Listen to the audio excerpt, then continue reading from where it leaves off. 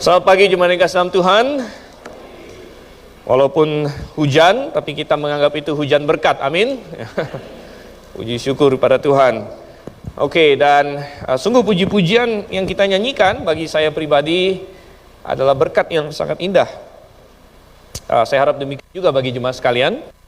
Dan itu kita berjemaat bukan hanya untuk puji-pujian, walaupun itu hal yang sangat indah, tapi kita juga akan belajar firman Tuhan dan kita mengantisipasi berkat-berkat rohani dari firman Tuhan. Untuk itu saya mengajak kita untuk membuka Alkitab kita bersama dan kita akan masuk di dalam Injil Matius. Kita masih melanjutkan, kita sudah masuk ke dalam tahun 2024 dan kita masih di Matius, saudara kasih Tuhan. Hari ini kita akan melihat Matius pasal 20. Kita sudah selesai pasal 19. Kita melihat Matius pasal 20 ayat 1 sampai dengan ayat yang ke-16. Matius pasal 20 ayat 1 sampai ayat yang ke-16. Kalau sudah dapat kita akan baca terlebih dahulu. Dan kita baca silih berganti, saya ayat 1, jemaat ayat 2, demikian sampai ayat yang ke-16. Oke, sudah dapat semua? Kita mulai. Matius 20 ayat 1. Adapun hal kerajaan sorga, sama seperti seorang tuan rumah, yang pagi-pagi benar, keluar mencari pekerja-pekerja untuk kebun anggurnya.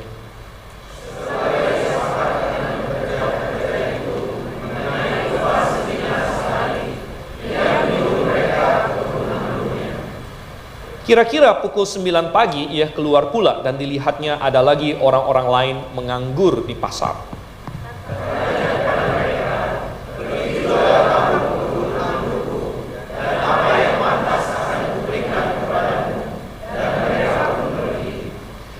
Kira-kira pukul 12 dan pukul 3 petang ia keluar pula dan melakukan sama seperti tadi.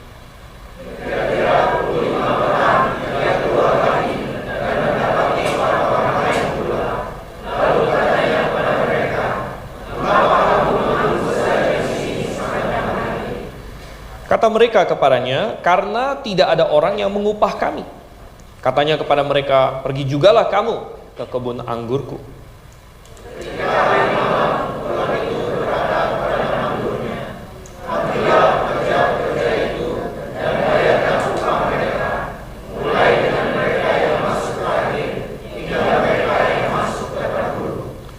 Maka datanglah mereka yang mulai bekerja kira-kira pukul 5 dan mereka menerima masing-masing 1 dinar.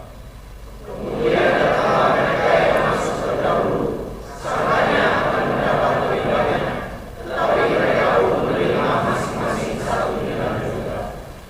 Ketika mereka menerimanya, mereka bersungut-sungut kepada tuan itu.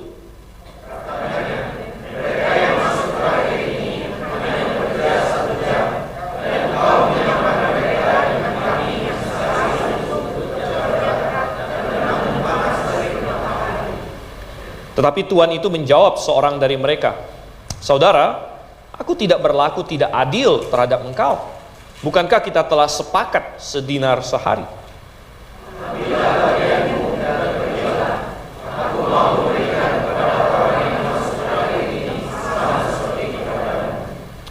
Tidakkah aku bebas mempergunakan milikku menurut kehendak hatiku? Atau iri hatikah engkau karena aku murah hati?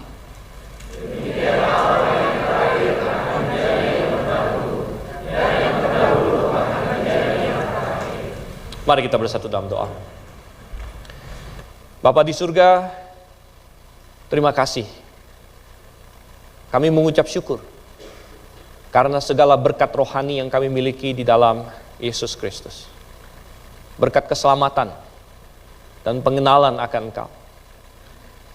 Dan bahwa setelah kami diselamatkan pun, kami memiliki firman yang diajarkan oleh Yesus Kristus sewaktu dia hadir di muka bumi ini 2000 tahun yang lalu. Dia mengajar dalam perumpamaan, dia mengajar di dalam perbuatan-perbuatannya. Dia mengajar di dalam mukjizat-mukjizatnya. Dan kami mempelajari kitab Matius sampai kepada titik ini Tuhan. Kami ingin belajar, kami ingin dinasehati, dikasih tahu apa yang benar. Engkau yang kiranya oleh Roh Kudus menerangi hati dan pikiran kami pada saat ini, sehingga kami memahami dan dapat menerapkannya dalam hidup kami. Kami berdoa Tuhan dalam nama Yesus Kristus. Amin. Ya, Bapak Ibu Saudara yang kasih dalam Tuhan, jemaat sekalian, ini adalah salah satu dari sekian banyak pengajaran Tuhan Yesus yang Dia sampaikan dalam bentuk perumpamaan. Dan Yesus banyak mengajar dalam bentuk perumpamaan. Dan kita sudah melihat di Matius pasal 13 bahwa perumpamaan itu bagaikan pedang bermata dua. Ya. Pedang bermata dua karena dalam pengertian di satu sisi perumpamaan bisa membuat sesuatu semakin jelas. Karena suatu kebenaran rohani Tuhan memakai hal-hal yang sehari-hari, yang dilihat oleh orang-orang sehari-hari, seperti menabur benih. Bagi masyarakat agraris, menabur benih adalah sesuatu yang mereka lakukan setiap hari atau setiap tahun bahkan. Jadi mereka sangat paham menabur benih.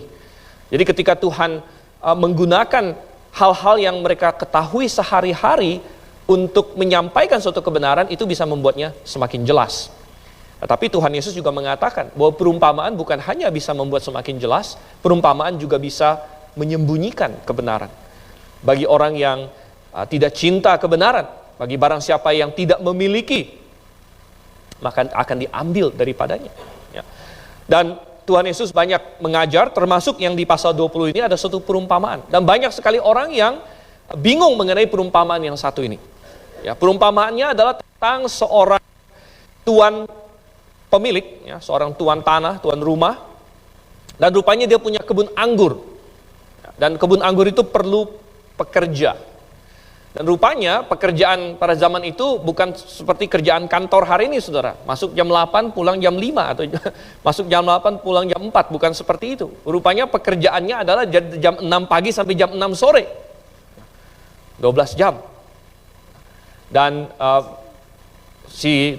tuan tanah ini, dia mencari pekerja, dan dia pagi-pagi sekali keluar katanya.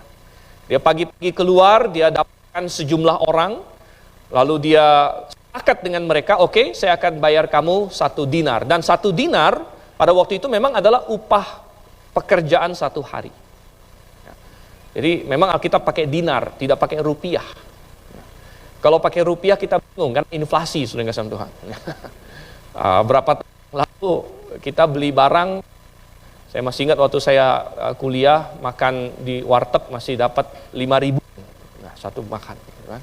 Sekarang mungkin nggak dapat. Gitu. Jadi dia nggak pakai rupiah, dia pakai dinar. Dinar adalah upah sehari pada waktu itu. Jadi dia sepakat 1 dinar sehari. Lalu bekerjalah mereka. Kemudian dikatakan bahwa Tuhan ini kembali lagi ke pasar tempat orang mencari pekerjaan. Ya, lalu dia temukan jam 9 dia dapat lagi. Nah, dia tidak sepakat apa-apa dengan mereka. Dia hanya bilang, kalian kerja saja, nanti yang pantas aku berikan akan aku berikan. Lalu jam 12 dia ulangi hal yang sama. Ya. Lalu jam 3. Dan yang paling ekstrim adalah dia keluar jam 5 sore. Jam 5 sore, jadi hari sudah hampir tutup di sini. Dan dia dapatkan, masih ada rupanya orang-orang yang belum mendapat pekerjaan. Mereka masih berdiri di situ. Lalu dia undang mereka juga. Dan dia hanya bilang, apa yang pantas aku berikan, aku akan berikan. Lalu bekerjalah mereka, dan setelah jam 6, dengan mandurnya, tuan rumah itu mulai bayar mereka dari yang paling terakhir. Dan dari yang paling terakhir itu, ternyata mereka dapat 1 dinar.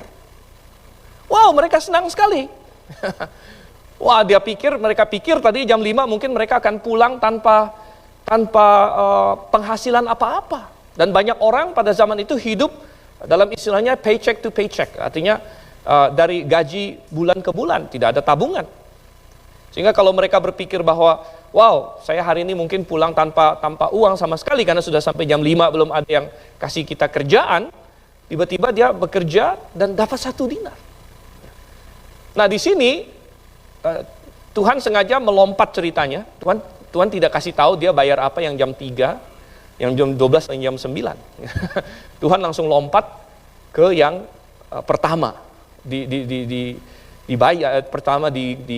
direkrut oleh Tuhan ini. Dan mungkin yang pertama ketika melihat yang terakhir ini digaji 1 dinar, mereka mulai kesenangan. Rupanya rate-nya Tuhan ini 1 dinar per jam, saudara kasih Tuhan. Gitu ya. Nah, jadi mereka mungkin mulai senang ini. Wah, ternyata 1 dinar per jam ini. Jadi kalau kita sudah bekerja 12 jam, ya, 12 dinar yang bisa kita ini, ya, di korting-korting pajak segala macam, berapalah gitu kan, ya. Jadi mereka mulai senang. Tetapi ternyata mereka dikasih 1 dinar juga. Dan disitulah mereka mulai menggerutu sebagian dari mereka. Dan mereka mulai berkata, wah ini tidak fair. Ya. Mereka hanya bekerja 1 jam, itu pun jam 5 mataharinya sudah mulai terbenam, udah nggak panas lagi. Kami bekerja dari pagi di bawah terik panas matahari. Ya. Kok dapat 1 dinar juga? Gitu. Nah, saudara yang kasih Tuhan, apa yang Tuhan ingin ajarkan di sini? Ingat bahwa kalau kita mempelajari suatu perumpamaan, kita harus tahu dulu apa yang sedang mau diajarkan. Ya. Tuhan Yesus bukan di sini sedang ingin mengajarkan tentang praktek memberikan gaji kepada pegawai, saudara kasih Tuhan. Ya. Ini bukan manual kepada para toko untuk bagaimana cara menggaji bawahan Anda, begitu ya. Sama seperti perumpamaan tentang penabur yang menabur, itu bukanlah manual bagi para petani bagaimana cara menanam yang baik, begitu ya. Ya, kalau misalnya ada orang yang mengambil perumpamaan Yesus di Matius 13, berkata, oh ada penabur yang menabur, sebagian jatuh. Oh, jadi saya menanam juga harus seperti itu, ada yang saya tabur di tepi jalan, gitu, ada yang saya tabur di batu. Bukan manual untuk bagaimana cara menabur, gitu. Demikian juga perumpamaan ini bukan manual bagi para pemilik toko, pemilik pegawai, pemilik pabrik atau lain sebagainya, bagaimana cara kasih gaji kepada anak buah Anda. Bukan itu tujuannya. Tapi ada suatu pelajaran rohani yang Tuhan ingin sampaikan di sini. Nah, untuk memahami arti dari perumpamaan ini kita harus tahu pelajaran rohani apa. Karena ada begitu banyak orang yang salah memahami. Nah, sehingga saya hari ini akan membahas dari 3 aspek. Pertama, kita akan bahas dulu bagaimana perumpamaan ini seringkali salah dipahami. Yang pertama. Yang kedua, bagaimana perumpamaan ini sering dipahami secara kurang tepat. Ya, jadi ada yang salah, ada yang kurang tepat, dan ada yang benar. Nah, kita akan lihat. Ya. Yang pertama, bagaimana perumpamaan ini sering sekali salah dipahami. Oke, salah dipahami. Yang pertama adalah, ada orang yang memakai perumpamaan ini untuk mengajarkan bahwa nanti di sorga, tidak ada perbedaan pahala. Nanti di sorga, semua orang akan mendapatkan hadiah yang persis sama. Bahwa nanti di dalam kekekalan nanti, ya, Tuhan memberikan persis sama kepada semua orang. Jadi ada orang yang mengajarkan demikian. Dan mereka berkata, nah inilah perumpamaan Tuhan Yesus inilah sebagai buktinya. Bahwa nanti di sorga semua orang hadiahnya sama kok. Tidak ada perbedaan. Tidak ada orang yang dikasih lebih, ada orang yang dikasih kurang, tidak ada yang dapat harta yang lebih, harta yang kurang. Tidak ada, karena lihat, perumpamaan ini berkata semua orang dapat 1 dinar. Gitu. Tapi apakah itu yang Tuhan Yesus mau ajarkan? Nah, ini adalah suatu pengajaran yang salah. Dari mana kita tahu itu salah? Dengan cara membandingkannya dengan pengajaran-pengajaran Tuhan Yesus yang lain, dan juga kesaksian Alkitab secara keseluruhan. Nah, kalau kita mau buka semua ayat Alkitab tentang pahala, wah itu bakal panjang sekali. Jadi kita tidak akan lakukan itu, saya hanya akan mengajak kita melihat beberapa saja di antaranya. Ya. Coba pertama kita lihat apa kata Tuhan Yesus sendiri. Masih di kitab Matius juga, coba kita buka yang sudah pernah kita bahas di banyak waktu yang lalu. Pertama kita buka Matius pasal 5, tentu dengan Anda bisa kasih marker masih di Matius pasal 20 tadi, tapi kita bisa melihat Matius pasal 5. Contohnya, kita lihat ayat yang ke-11. dan 12. Apa kata Tuhan Yesus? Matius pasal 5 ayat 11 dan 12 saya bacakan. Berbahagialah kamu jika karena aku kamu dicela dan dianiaya dan kepadamu difitnahkan segala yang jahat. Bersukacita dan bergembiralah karena upahmu besar di sorga. Sebab demikian juga telah dianiaya nabi-nabi yang sebelum kamu. Jadi Tuhan ada istilahnya menjanjikan kalau kamu sampai dianiaya, kamu justru harus bersukacita. Karena penganiayaan ini mendatangkan suatu hadiah yang besar, Tuhan bilang. Nah, bahwa Tuhan menyatakan bahwa ada hadiah yang besar, sepertinya ada suatu janji bahwa orang yang dianiaya, penganiayaan itu mendatangkan sesuatu yang lebih besar daripada orang yang tidak dianiaya. Kalau tidak, perkataan ini tidak begitu masuk akal. Kita buka lagi di dalam Matius pasal 6, saudara kasih Tuhan. Matius pasal 6. Kita lihat di ayatnya yang ke-6 sampai Matius 6 ayat 16 sampai 18. Contohnya di sini. Matius 6 ayat 16 sampai 18 saya bacakan. Dan apabila kamu berpuasa, janganlah muram mukamu seperti orang munafik. Mereka mengubah air mukanya supaya orang melihat bahwa mereka sedang berpuasa. Aku berkata kepadamu sesungguhnya mereka sudah mendapat upahnya. Tetapi apabila engkau berpuasa, minyakilah kepalamu dan mukamu. Supaya jangan dilihat oleh orang bahwa engkau sedang berpuasa, melainkan hanya oleh Bapamu yang ada di tempat yang tersembunyi. Maka Bapamu yang melihat yang tersembunyi akan membalasnya kepadamu. Jadi di sini ada suatu pengajaran yang jelas bahwa untuk tindakan-tindakan kita yang tertentu, Tuhan akan memberikan balasan. Tuhan akan memberikan pahala atau hadiah untuk tindakan-tindakan tertentu. Lagi saudara, masih di Matius pasal 6, coba kita lihat ayat 20-nya. Atau dari ayat 19 dan 20. Dikatakan sini, janganlah kamu mengumpulkan harta di bumi. Di bumi ngengat dan karat merusakannya dan pencuri membongkar serta mencurinya. Tetapi kumpulkanlah bagimu harta di sorga. Di sorga ngengat dan karat tidak merusakkannya dan pencuri tidak membongkar serta mencurinya. Jadi Tuhan Yesus memberikan suatu perintah, suatu nasihat bahwa daripada menumpuk harta di bumi ini dalam bentuk apapun yang bisa hilang. Emas bisa hilang, bisa turun harga, tanah bisa hilang, bisa direbut orang, bisa dicuri orang. Deposito bank bisa hilang. Maka lebih baik kumpulkanlah hartamu di sorga, Tuhan bilang. Nah, mengumpulkan harta di sorga, ya berarti ada harta yang dikumpulkan di sorga. Tidak mungkin bahwa kita kumpulkan harta, ada orang kumpulkan harta banyak, ada orang, lalu ternyata semuanya sama. Begitu. Maka itu bukan mengumpulkan harta di sorga lagi namanya. Dan tentu masih banyak yang lain. Ya, kita tidak akan buka satu persatu semuanya. Tuhan Yesus pernah kasih tahu bahwa segelas air dingin pun kalau diberikan, maka orang itu tidak akan kehilangan upahnya. Tuhan Yesus pernah memberikan perumpamaan tentang hamba-hambanya yang diberikan talenta. Ada yang diberikan 1 talenta, 2 talenta, 5 talenta. Kemudian mereka mendapat hadiahnya sesuai dengan talenta yang mereka hasilkan. Ada yang dapat dari 5, dapat 5 lagi. Tuhan bilang, memerintahlah atas 10 kota. Ada yang dikasih 2, dapat 2 lagi, dan sebagainya. Jadi kita tidak akan buka semua ayat firman Tuhan, tapi yang terakhir mengenai ini, coba kita lihat di 1 Korintus pasal 3. Kita buka 1 Korintus pasal 3, jadi bukan hanya Tuhan Yesus yang mengajarkan, saya akan memberikan juga Rasul Paulus. Di bawah inspirasi dari Roh Kudus, Rasul Paulus juga menulis di 1 Korintus pasalnya yang ketiga, tentang apa yang akan dihadapi oleh orang percaya ketika dia di hadapan Tuhan nanti. Kita bisa melihat 1 Korintus pasal 3, mulai dari ayat 11. Saya bacakan. Karena tidak ada seorang pun yang dapat meletakkan dasar lain daripada dasar yang telah diletakkan, yaitu Yesus Kristus. Entahkah orang membangun di atas dasar ini dengan emas, perak, batu permata, kayu, rumput kering, atau jerami. Sekali kelak pekerjaan masing-masing orang akan nampak. Karena hari Tuhan akan menyatakannya. Sebab ia akan nampak dengan api. Dan bagaimana pekerjaan masing-masing orang akan diuji oleh api itu. Jika pekerjaan yang dibangun seseorang tahan uji, ia akan mendapat upah. Jika pekerjaannya terbakar, ia akan menderita kerugian. Tetapi ia sendiri akan diselamatkan. Tetapi seperti dari dalam api. Ini adalah pengajaran tentang pengadilan Kristus yang akan dihadapi oleh setiap orang percaya yang sudah diselamatkan. Jadi semua yang masuk dalam pengadilan ini sudah diselamatkan.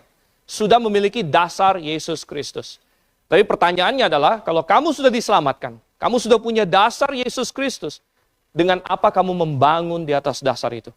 Karena ketika kamu diselamatkan, kita belum segera naik ke sorga, Tuhan masih kasih kita kesempatan untuk hidup di dunia ini. Untuk membangun di atas dasar itu. Dan membangun dengan apa? Di atas dasar Yesus Kristus. Dasar Yesus Kristus itu tidak bisa digantikan, itu adalah keselamatan. Tetapi setelah kamu diselamatkan, kamu bisa membangun dengan emas, perak, dan batu permata. Atau kamu bisa membangun dengan kayu, rumput kering, dan jerami. Tapi suatu ketika katanya, pekerjaan kita akan diuji oleh api. Dan ternyata di dalam tahta pengadilan Kristus, di dalam kekekalan, ada orang yang bisa menderita kerugian katanya. Menderita kerugian artinya apa yang dia lakukan di dunia ini ternyata sia-sia. Tidak ada yang bertahan sampai kepada kekekalan. Ada yang sampai selama-lamanya. Tetapi adalah hal-hal yang sementara. Mungkin dia melakukan semuanya untuk hal-hal yang temporer di muka bumi ini. Nah, saudara yang kasih Tuhan. Jadi saya rasa cukup jelas dari semua ayat-ayat yang kita baca bahwa adalah suatu kesalahan untuk berkata di sorga nanti semuanya akan sama. Tidak. Tuhan memberikan pahala dan lain sebagainya. Oke, coba kita kembali lagi ke dalam Matius pasalnya yang ke-20. Saudara yang kasih Tuhan. Kita kembali lagi ke Matius pasal 20. Kembali ke perumpamaan yang Tuhan Yesus katakan tentang tuan rumah di sini. Jadi kita sudah melihat bagaimana orang bisa salah memahami perumpamaan ini. Salah memahami dengan berkata, oh kalau begitu berarti semua orang di sorga tidak ada perbedaan hadiah. Oh tidak, Tuhan bilang di dalam Wahyu dikatakan berbahagialah orang-orang yang mati dalam Tuhan sejak sekarang ini, benar kata Roh. Sebab mereka boleh beristirahat dan segala pekerjaan mereka mengikuti mereka. Katanya. Oke, itu yang salah. Nah, yang kedua yang ingin saya bahas adalah yang kurang tepat. Yang salah tadi, yang pertama. Yang kedua adalah kurang tepat memahami perumpamaan ini. Yang kurang tepat itu bagaimana? Yang kurang tepat, sebagian orang melihat perumpamaan ini dan berkata, kalau begitu ini berbicara mengenai keselamatan. Ya, kalau begitu ini berbicara mengenai keselamatan, maksudnya adalah upah ini adalah keselamatan. Jadi mereka berkata perumpamaan ini mengajarkan ada orang yang diselamatkan dari awal hidupnya. Ada orang yang diselamatkan mungkin waktu dia muda. Ya. Lalu dia sepanjang hidupnya dia menjadi orang Kristen, ya. Hidup bagi Tuhan, dan sebagainya. Ada orang yang diselamatkan waktu dia bukan waktu anak-anak mungkin, tapi masih lumayan muda. Ya, ini mungkin yang jam 9. Kan? Mungkin dia diselamatkan sudah pemuda, sudah 20-an tahun. Ada orang yang diselamatkan 30-40-an tahun. Nah, ini yang jam 12 katanya. Kan? Ada orang yang diselamatkan mungkin sudah umur 50-60 tahun. Gitu. Ini yang jam 3. Gitu. Ada orang yang diselamatkan dalam detik-detik penghabisan hidupnya. Gitu. Nah, ini yang jam 5 katanya, gitu kan? Nah, sehingga mereka berkata ini kalau begitu, kalau bukan mengenai upah di sorga, berarti ini mengenai keselamatan saja. Gitu ya. Mengenai keselamatan, karena ada banyak orang, dia bisa diselamatkan dalam berbagai fase hidupnya. Tapi ujung-ujungnya kan semua masuk sorga. Gitu. Baik kamu percaya Yesus waktu kamu dari kecil, kamu percaya Yesus waktu kamu sudah dewasa, kamu percaya Yesus bahkan sesaat sebelum mau mati, begitu. Percaya Tuhan Yesus, kamu diselamatkan juga. Ya. Dan kita bilang begini, ini kurang tepat. Ya. Kurang tepat, kenapa saya tidak katakan salah, tapi kurang tepat. Ya. Kalau yang tadi yang pertama salah, karena memang pada dasarnya salah total gitu. Bahwa di sorga itu ada hadiah yang berbeda-beda. Ya. Di sorga itu ada harta, ada orang yang menumpuk harta yang banyak, ada yang mungkin tidak. Di sorga itu Tuhan bilang ada pekerjaan yang bisa terbakar dan menderita kerugian. Ya, jadi posisi pertama salah total. Tapi posisi kedua saya hanya katakan kurang tepat. Karena begini, ada kebenarannya bahwa memang keselamatan itu bisa terjadi di berbagai waktu. Gitu. Itu memang benar. Gitu. Dan bahwa ada orang yang memang diselamatkan dari masa muda, ada orang yang diselamatkan di parubaya, ada yang diselamatkan pada waktu sudah tua, dan mereka semua memang diselamatkan. Itu benar juga. Gitu ya. Dan ada orang yang diselamatkan hampir-hampir mau mati. Gitu. Contohnya, salah satu yang ada dalam Alkitab adalah penjahat di samping Tuhan Yesus yang disalibkan. Dan dia adalah seorang penjahat, namun tidak lama sebelum dia mati, karena sudah disalib ini sudah hukuman mati. Saudara. Ini bagaikan orang yang di kursi listrik tiba-tiba percaya Tuhan Yesus. Gitu. Sebelum listriknya diturunkan. Dan puji syukur dia bisa diselamatkan. Dan Tuhan Yesus berkata, pada hari ini juga engkau bersama aku di Firdaus. Nah, bagi sebagian orang mungkin ini dianggap tidak fair. Mungkin ada orang yang berkata, loh, ini orang kan sudah jahat dari masa mudanya. Ini orang sudah berbuat begitu banyak kesalahan. Kok tiba-tiba sesaat sebelum dia mati dia diselamatkan? Tetapi ya itulah kasih karunia Tuhan. Jadi ada kebenarannya bahwa memang orang bisa diselamatkan kapan saja. Namun sering kita tekankan bahwa Alkitab memang ada memberikan contoh orang diselamatkan pada saat dia hampir mati. Tapi setahu saya di Alkitab hanya ada satu contoh, saudara. Ya. Satu contoh ini diberikan untuk memberikan harapan kepada siapapun bahwa kamu masih bisa diselamatkan. Tapi Tuhan tidak mau kasih banyak contoh. Supaya jangan orang berpikir, ya udah kalau gitu tunggu saya sudah mau mati saja baru diselamatkan. Gitu, ya. Karena tidak semua orang matinya itu ada kesempatan seperti itu. Ada orang yang matinya tidak disangka-sangka. Dan ketika Anda menunda dan menunda, justru yang sangat dikhawatirkan adalah bukan tidak ada kesempatan secara fisik, tapi tidak ada lagi kesempatan secara rohani karena hati kamu sudah mengeras. Hati kamu sudah membatu. Dan sekalipun masih ada umur pun, kamu sudah menolaknya secara permanen. Jadi Tuhan ada memberikan contoh orang yang diselamatkan pada akhir hidupnya. Tapi Tuhan hanya berikan satu contoh. Tuhan tidak berikan banyak contoh. Karena memang paling baik adalah orang diselamatkan dari masa mudanya. Oh, saudara yang kasih dalam Tuhan. Nah, tapi saya katakan ini kurang tepat. Kurang tepat karena walaupun memang benar keselamatan itu bisa Anda dapatkan kapan saja dalam hidup ini. Dan ada orang yang diselamatkan dari muda sampai sudah hampir mati. Ada orang yang diselamatkan dalam berbagai fase kehidupan. Tapi saya katakan ini kurang tepat karena perumpamaan ini bukan sedang bicara mengenai itu sebenarnya. Jadi kebenarannya benar, tapi bukan itu yang sedang dibicarakan oleh perumpamaan ini. Mengapa kita tahu bukan itu yang sedang dibicarakan oleh perumpamaan ini? Karena perumpamaan ini sedang berbicara mengenai upah, dan bekerja, dan dinar. Gitu. Jadi ini berbicara, kita percaya bukan mengenai keselamatan, karena keselamatan tidak cocok digambarkan sebagai suatu upah. Sebagai suatu hasil pekerjaan kita. Tidak cocok, karena di dalam Alkitab justru sangat kuat sekali menekankan bahwa keselamatan bukan hasil pekerjaan kita. Efesus pasal 2 ayat 8 dan 9. Dikatakan bahwa karena kasih karunia kita diselamatkan oleh iman. Itu bukan hasil pekerjaan kita, bukan hasil usaha kita. Karena saudara yang kasih dalam Tuhan.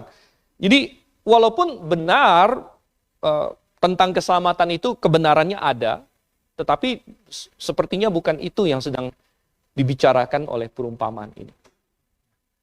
Sehingga kita balik lagi ke sini, ke Matius pasal yang ke-20, sekarang kita mau melihat poin yang ketiga. Kalau begitu, apa pemahaman yang benar? Apa yang sedang mau diajarkan oleh perumpamaan ini? Kalau bukan tadi satu, di sorga semuanya sama, bukan seperti itu. Juga bukan dua, berbicara spesifik mengenai keselamatan. Maka yang ketiga, saudara yang kasih Tuhan, yang benar adalah bahwa Tuhan ingin kita memahami beberapa prinsip rohani tertentu. Ya, itu yang sedang ingin diajarkan. Ada prinsip-prinsip rohani yang sedang Tuhan ingin ajarkan di sini. Dan dalam hal ini, Tuhan bukan ingin kita bertanya-tanya siapa yang dimaksud dengan orang yang digaji mulai dari jam 6 pagi. Siapa yang digaji mulai dari jam 9, siapa yang digaji mulai dari Detil-detil itu tidak terlalu penting karena bahkan Tuhan lompatin ya. Tuhan bahkan tidak ngomong soal yang yang jam 3 dikasih uang berapa, jam 12 dikasih uang berapa. Kita bisa berasumsi semuanya dapat 1 dinar. Ya, tapi kan detilnya tidak Tuhan berikan. Ya. Dan berarti detil-detil itu tidak terlalu penting sebenarnya bagi poin yang ingin Tuhan ajarkan. Jadi kita juga tidak perlu bertanya karena ada sebagian orang menafsirkan perumpamaan itu terlalu mencari detil yang tidak ditekankan oleh Tuhan. Ya, saya sering berkata kita harus berhati-hati menafsirkan perumpamaan. Jangan detil-detil yang Tuhan tidak mau tekankan lalu kita tafsirkan. Karena bukan itu poinnya. Kalau misalnya Tuhan berkata, akulah pintu. Ya, kita nggak usah bertanya engselnya siapa. Begitu. Ya. Jangan aneh-aneh seperti itu. Gitu kan? Lalu ditanya, Tuhan bilang akulah pokok anggur cabangnya. Ya. Lalu yang mupukin apa? Begitu ya. Nggak ada lari ke sana ke sini. Ya, kita harus tangkap poin utamanya apa sebenarnya mau diajarkan aja. Dan ada orang yang bertanya, wah ini tuannya siapa, mandurnya siapa, segala macam. Lalu ada yang saya ada baca untuk mempersiapkan khotbah ini, saya membaca banyak sekali komentari.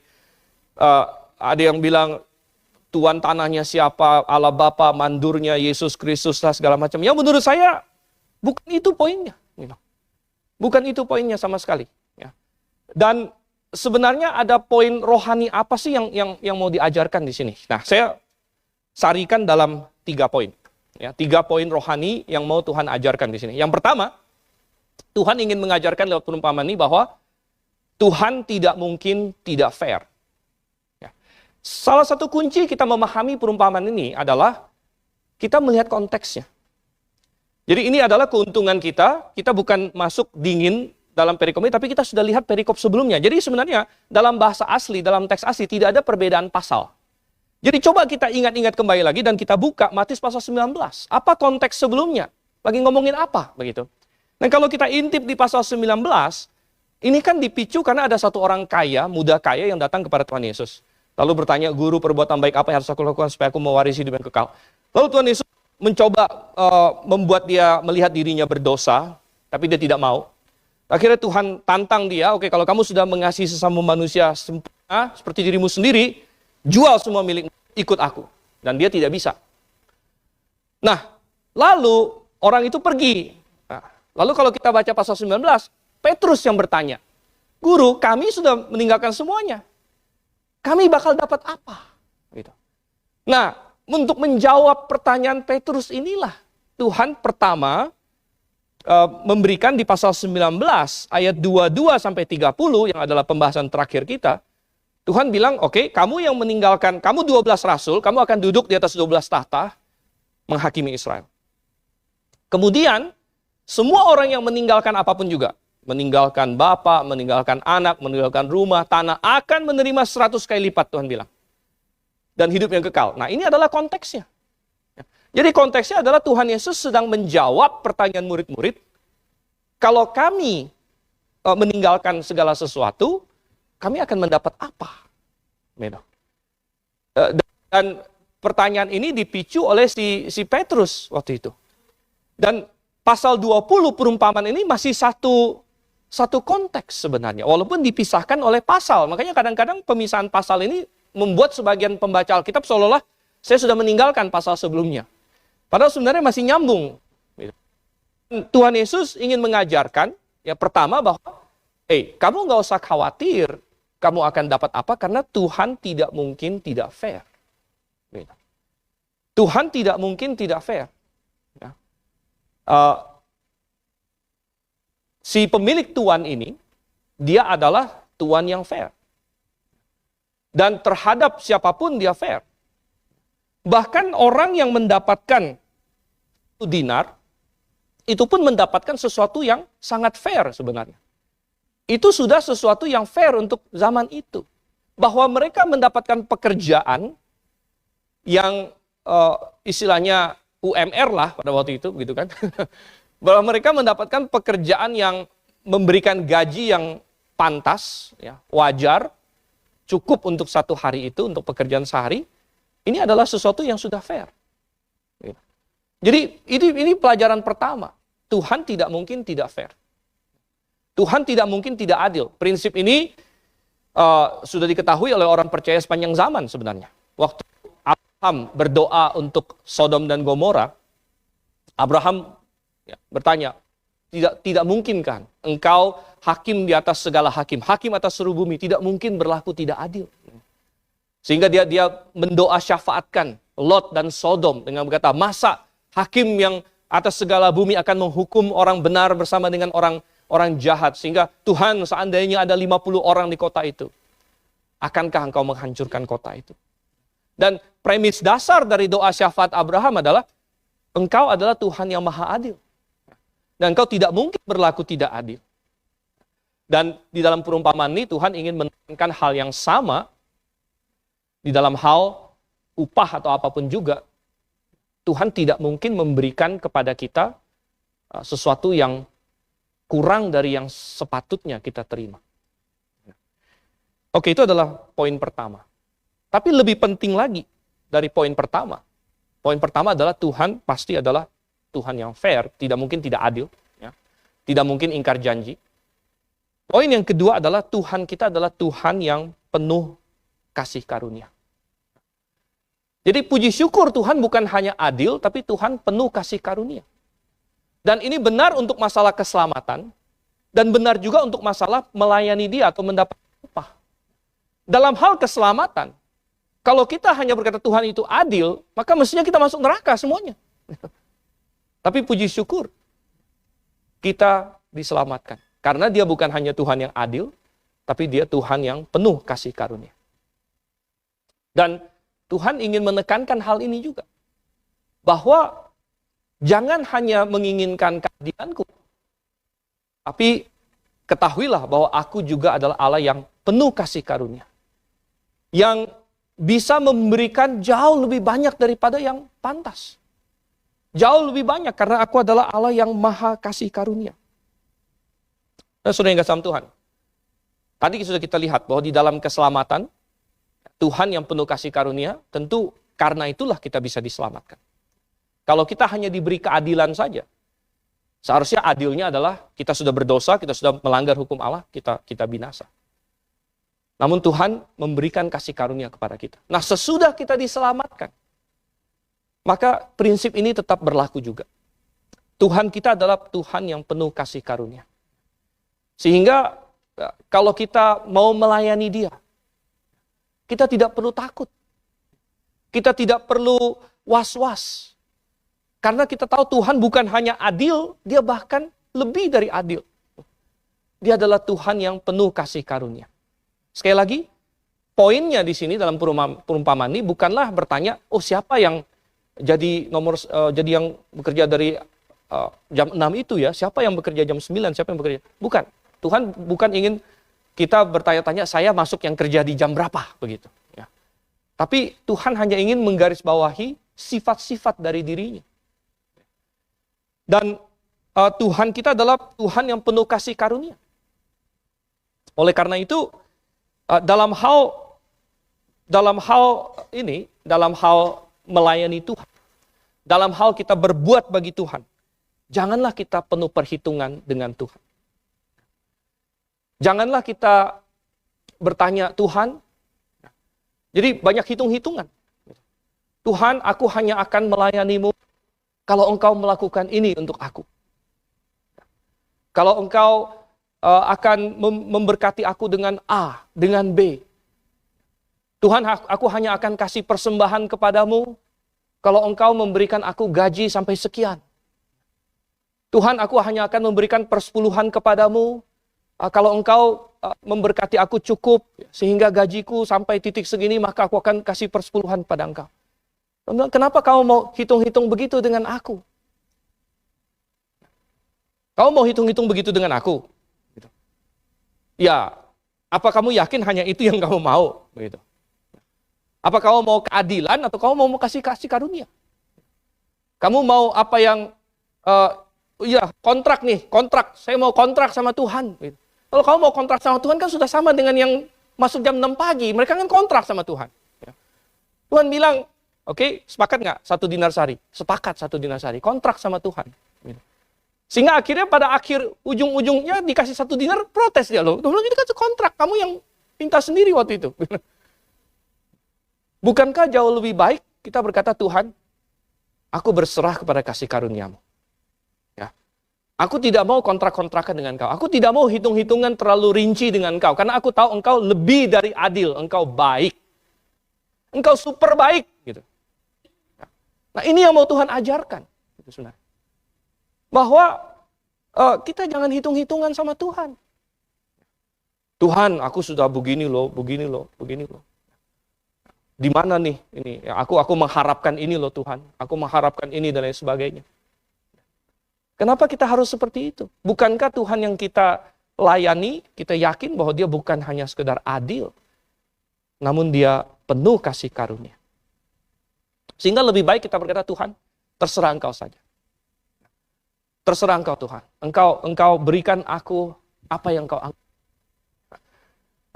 Aku bisa melayanimu itu sudah indah. Aku bisa mengenal engkau itu sudah luar biasa. Aku bisa diselamatkan, bahkan bisa mengenal kebenaran. Ya, aku sudah mendapatkan berkat yang begitu, itu sudah tidak terkatakan. Aku tidak pantas lagi untuk menuntut apa-apa, jadi Tuhan terserah engkau saja. Dan kalau kita bilang terserah Tuhan, nah Tuhan bilang oke, aku penuh kasih karunia. Aku penuh kasih karunia. Dan ini ada suatu taktik ya, bukan berarti kita main taktik-taktikan sama Tuhan, gitu. Tapi taktik ini perumpamaan saja. Kalau misalnya Anda di hadapan seorang raja, ini perumpamaan manusia. Anda di hadapan seorang raja. Raja itu Anda tahu maha kaya, pokoknya kaya banget dah. Dan dia maha baik. Lalu raja itu bilang sama Anda, kamu mau minta hadiah apa? Saudara, misalnya kita orang udik nih, contohnya ya. Kita orang udik di hadapan raja yang ini. Taktik yang paling baik adalah berkata pada raja itu, terserah raja, begitu. Kenapa? Kita bahkan tidak punya bayangan harta apa yang dia punya, gitu. Ya. Kalau kita sebut keluar satu permintaan, raja saya mau emas sekian banyak. Ya mungkin bagi raja itu, wah kamu minta terlalu kurang mungkin sebenarnya. Tapi karena kamu minta, ya udahlah saya kasih ini yang kamu minta gitu kan. Ya. Tapi kalau misalnya kita bilang, ya saya bahkan tidak tahu ada harta, raja ini punya harta apa aja, saya nggak punya bayangan gitu. Karena saya orang udik dan nggak pernah melihat hartanya raja ini. Sehingga saya hanya akan bilang, raja sesuai dengan kasih karuniamu sajalah. Maka kemungkinan kita mendapat sesuatu yang bahkan tidak pernah kita bayangkan itu jauh lebih besar, saudara. Nah, sekali lagi, kalau sama Tuhan kita nggak bisa pakai taktik-taktikan, karena Tuhan tahu hati kita. Gitu kan. Tapi maksudnya adalah, mari kita mendekati Tuhan dengan sikap yang seperti itu. Dengan sikap bahwa Tuhan, ya, aku mengasihi engkau. Kalau orang yang datang jam 5 itu, dia mengucap syukur nggak dia bisa dipekerjakan? Sangat mengucap syukur. Dan dia sudah tidak punya suatu tuntutan harapan apa-apa. Dia hanya sepenuhnya oke. Aku mengucap syukur aku sudah bisa bekerja di kebun anggur ini, walau hanya sejam. Dan terserah engkau lah mau kasih aku apa. Dan Tuhannya berkata, wah ini justru aku mau kasih kemurahan. Aku mau memberikan kepada dia sesuai dengan kemurahan hatiku. Nah, saudara yang kasih sama Tuhan, itu adalah poin yang kedua. Jadi yang poin pertama adalah Tuhan kita adalah Tuhan yang fair. Dia tidak mungkin tidak adil. Dua, dia lebih dari adil, dia bahkan penuh kasih karunia. Gitu ya. Dan pelajaran yang ketiga dan yang penting sekali, mungkin yang paling penting, adalah jangan kita melihat kepada orang lain. Jangan kita melihat kepada orang lain. Saudara, orang yang pertama, kelompok yang pertama yang mulai bekerja dari jam 6 ini, kalau dia tidak pernah tahu bahwa ada yang datang jam 9, jam 12, jam 3, dan jam 5 itu, kira-kira sampai akhir mereka senang nggak? Senang. Gitu. Oh, bisa bekerja, dapat sesuai yang mereka sudah harapkan, gitu kan? Mendapatkan penghasilan yang lumayan, cocok untuk zaman itu. Jadi kalau bukan karena mereka ngintip-ngintip, yang itu dapat berapa sih gitu kan. Ya, kalau bukan karena mereka kepo gitu ya.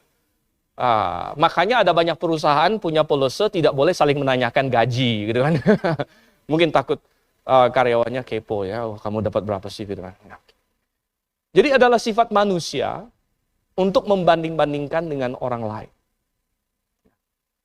Dan sekali lagi, kalau misalnya orang yang masuk jam 6 ini tidak ada melihat yang lain, mereka akan pulang dengan happy. Wah, kerja sehari dapat sedinar, mantap ini, besok mau lagi nih, gitu kan? Besok mau lagi, saya mau kerja lagi di sini. Gitu. Tapi karena mereka melihat yang satu, ini dapat sedinar. Gitu. Jadi dia mulai membandingkan. Dan cita dia lenyap. Sukacita dia lenyap, sehingga yang tersisa malah sungut-sungut. Oh, ini tidak adil. Ya. Mereka dapat sekian, saya dapat sekian. Padahal kan memang dari awal kamu sudah sepakat sekian. Jadi pelajaran yang sangat penting adalah Tuhan tidak ingin kita membanding-bandingkan di antara manusia. Fokuskan diri kita kepada Tuhan. Kita tidak tahu situasi orang lain. Sengaja Tuhan ini tidak kasih tahu segala macam detail. Siapa yang kerja lebih keras? Ya, apakah, nah ini tidak ada dalam detailnya ya. Apakah orang yang kerja dari jam 6 itu, karena dia bakal kerja seharian, kerjanya malas-malesan, kan kita nggak dikasih tahu. Ya. Apakah yang masuk jam 5 itu, saking mengucap syukurnya, lalu dia kerja 1 jam tapi kerjaannya kayak berjam-jam begitu. Sekali lagi detail itu sengaja tidak penting, gitu. Tapi artinya dalam pengertian Tuhan tidak ingin mereka melihat kepada yang lalu berkata, Tuhan kenapa begini? Kenapa begini? Tuhan ini punya keadilan, Tuhan ini punya kasih karunia. Ya. Dan ketika kita membanding-bandingkan dengan orang lain, kita hanya menghilangkan sukacita diri kita sendiri saja. Oleh karena itu, mari kita berfokus kepada Tuhan. Kalau misalnya seseorang ketemu 50.000 di lantai, senang nggak dia? Oh senang, 50.000. Nggak ada yang punya, 1, 2, 3 punya saya nih. Gitu kan? Wah senang dia, saya ketemu 50.000. Tapi dia akan menjadi sedih kalau misalnya nggak berapa langkah dari situ temannya bilang, tapi saya ketemu 500.000. Dia bilang gitu ya. Waduh. Kenapa tadi saya nggak jalan berapa langkah gitu ya? Ya, maka saya akan ketemu yang 500.000 begitu. Sehingga yang tadinya dia begitu senang dia dapat 50.000, ya, tiba-tiba menjadi kurang senang. Gitu. Nah ini adalah sifat manusia. Gitu. Tetapi Tuhan suruh kita, kamu sudah mendapat banyak. Dan saudara, aplikasi yang sangat bagus dalam hal ini justru adalah ketika kita di dunia ini. Ya. Aplikasinya justru bukan ketika kita di sorga nanti. Sebenarnya. Aplikasinya adalah ketika kita di dunia ini. Apalagi bagi orang-orang yang mau melayani Tuhan. Orang-orang yang mau melayani Tuhan, dan sebenarnya siapapun mestinya melayani Tuhan. Semua orang Kristen mestinya melayani Tuhan. Dalam segala aspek ya. Melayani Tuhan bukan hanya berkhotbah. Melayani Tuhan bisa melalui banyak cara. Dan mestinya kita semua melayani Tuhan. Tapi ketika kita mau melayani Tuhan, apalagi ya kalau semuanya bisa dianggap melayani Tuhan, apalagi yang berkhotbah gitu kan, apalagi yang pergi menginjil dan sebagainya, terlebih lagi mereka, ya, maka bukankah kita sudah berkata bahwa Tuhan, Engkau sudah selamatkan saya, maka saya mau melayanimu. Saya mau melayanimu dan aku melayanimu dengan tulus. Aku melayanimu dengan suatu bukan karena saya ingin jadi kaya. Saya melayanimu walaupun saya kalau suatu hari menderita saya tetap melayani, bukankah itu yang kita katakan? Lalu kalau misalnya dalam proses melayani Tuhan, dalam proses hidup ini, lalu Tuhan tambahkan lebih dari itu kan bonus, itu adalah kasih karunia Tuhan. Tidak perlu lagi kita melihat, tapi Tuhan kenapa yang itu bonusnya lebih banyak dari saya? Begitu. Kenapa yang dia kok sepertinya lebih begini dan lebih begitu? Kita tidak perlu berbuat seperti itu. Karena bukankah kita orang yang diselamatkan?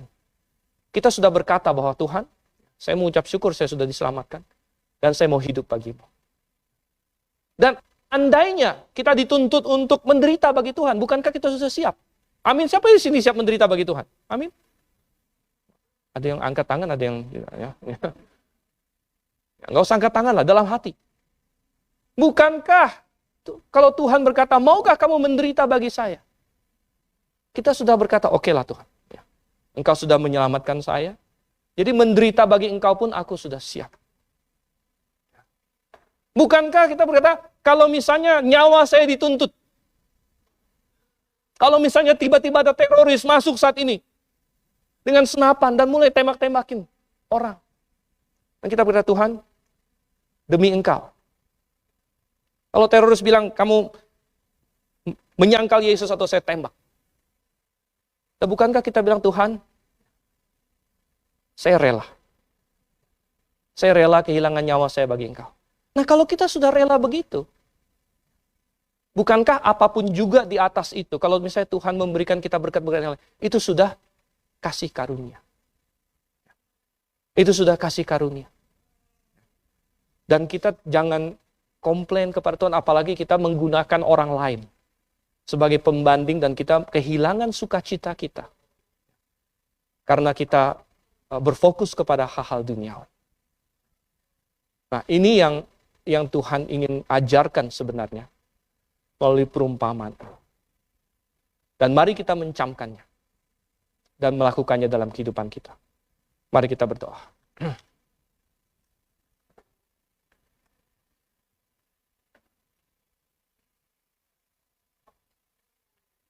Bapa di surga, Engkau mengajarkan murid-murid-Mu pada waktu itu suatu kebenaran di dalam suatu perumpamaan.